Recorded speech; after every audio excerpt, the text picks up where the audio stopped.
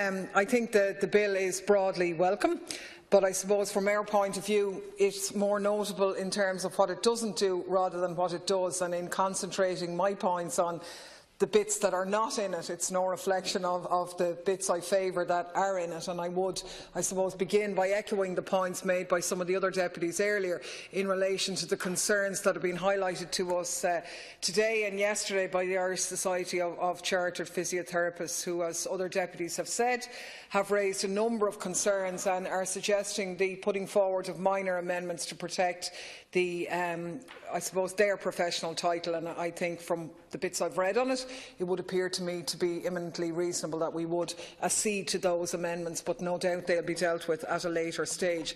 I think some of the gaps, I suppose, that aren't dealt with this, and one of the issues is one that I've raised with the Minister on a number of occasions, and that's the gap in the law around Section 47 family law reports, which are currently compiled by psychologists and psychotherapists. And the bill, in my opinion, could have addressed what is a gaping gap here, but actually didn't. It probably does address the deficit in terms of psychologists, because when the Psychologist Registration Board is established and the members appointed in the coming weeks, I think that will bring that profession under full statutory regulation, which is obviously very important, and will allow CORU to be empowered to investigate complaints, which to date we haven't been able to do. But the gap there around psychotherapists is still wide open, and the bill, I think, is disappointing in that we're talking about a piece of legislation which is designed to increase regulation and oversight in the health sector, but we're not doing anything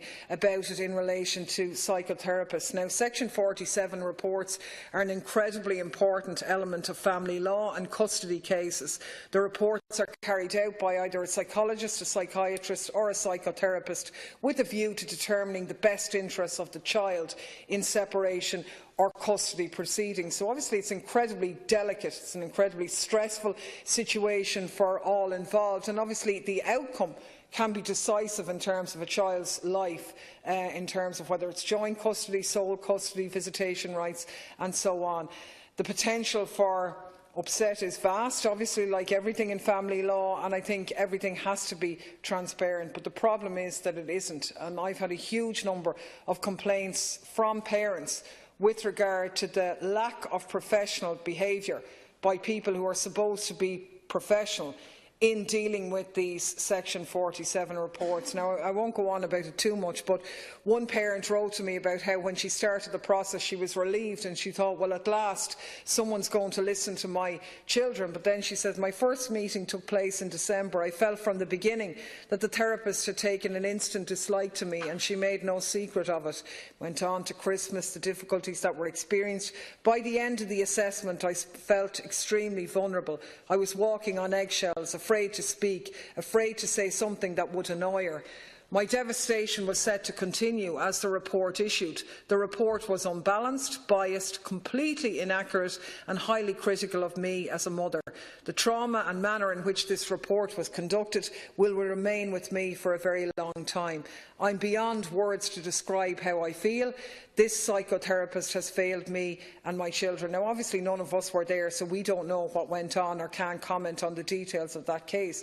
But what we do know is, despite what this woman experienced as a deeply traumatising experience, there's nobody there that she can complain to about that, nobody who can investigate the complaint. And that, to me, is appalling. And I think we have a missed opportunity with this piece of legislation here to regulate psychotherapists. Now, you know, in the absence of regulation, I think, and as an interim measure, it would be possible for complaints about psychotherapists doing Section 47s, for example, to be investigated as a minor amendment to a statutory instrument. But, you know, and it is the point, and like Deputy O'Quailon, I know what the Minister said on Tuesday night, that he's going to look at this. But it's beyond time for when we should have looked at this. And the reality is that basically anybody can set themselves up as a psychotherapist now without having any qualifications, experience or training. And it's good that we're looking at it, and I welcome the fact that the Minister made the point the other night about his decision to proceed with the designation of two distinct professions under the 05 Act, counsellor and psychotherapist. But it's a question of time. And how long are we going to have to wait for this? And that this bill is a missed opportunity to do that. And of course, I should balance it by saying that there are obviously thousands of brilliant and dedicated psychotherapists out there as well who've undergone extensive training, and it's also actually unfair to them, because the hard work that they've done isn't recognised by statute. They're on the same footing as the fella or the woman who does a 6-week programme online and puts up a little plaque saying, Asha, look, I'm a psychotherapist. And to me, there's an incredible urgency in regulating this. I had a woman ring my office recently who had suffered a miscarriage in the case of a much-wanted pregnancy, very distressed and upset, bereaved at the loss of her baby. And the counsellor that she went to actually told her that it was her fault, that she obviously didn't want the baby enough, that's why it died. And you can imagine the trauma that was caused as a result of that. We've had therapists, so-called, telling people to go out and do their gardens, that was therapy. Go and clean your house, that's therapy. We've had the scandals of Roebuck House, where management were basically trying to scalp money from clients and their families, with one Mayo farmer whose wife, who was an alcoholic, who was being treated there, was asked to hand over €200,000, and we've no regulation for this. So I think, while recognising the Minister says, well, we will address this, the reality, if we don't do something in this, is it's probably years off in terms of where we're at in that regard, and I think it's very urgent. And I suppose, to finish and to make the point, to emphasise how dangerous it is to leave professions unregulated, I just want to touch on the case of Joseph Maskell, who was a defrocked priest accused of sexually abusing young girls while working as a counsellor in the United States. Now, this individual fled from America back to Ireland in the 1990s, where he set himself up as a psychologist in Wexford, and was actually employed by the then Eastern Health Board for a time, before setting himself up in private practice in Wexford.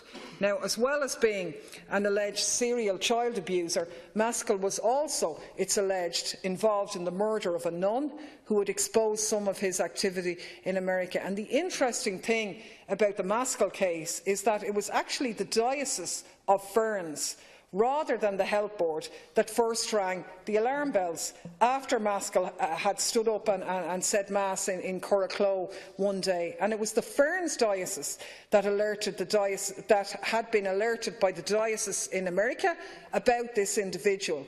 But it's actually worse than that, because the diocese tried on several occasions to warn the Health Board to stop this individual from practising, according to a file that we've seen that was disclosed by the diocese.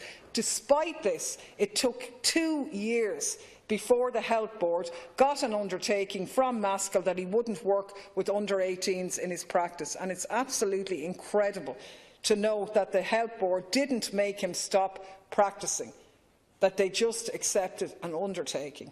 Now, that's what happens when you don't regulate professions. And I mean, seriously, we'd have to ask, if the registration of psychologists had been compulsory back then in the 1990s, would it have been so easy for a paedophile priest to be employed by the state as one and to work as a psychologist working with children? In the 1990s, that's the consequences. So, I mean, look, it's well known the dysfunctionality of the South Eastern Health Board, and maybe it wouldn't have made a difference, but we have to hope that it would. Therefore, the desired impact of regulating professions, which this bill seeks to do, is a laudable one, and in that sense I do support it and believe that it's very urgent. But there are substantial gaps still left that we need to address, and I'd be very keen to see how we could address it. And again, I support the idea of the amendments in relation to the physiotherapists, chartered physiotherapists, at a later stage. Deputy, thank you.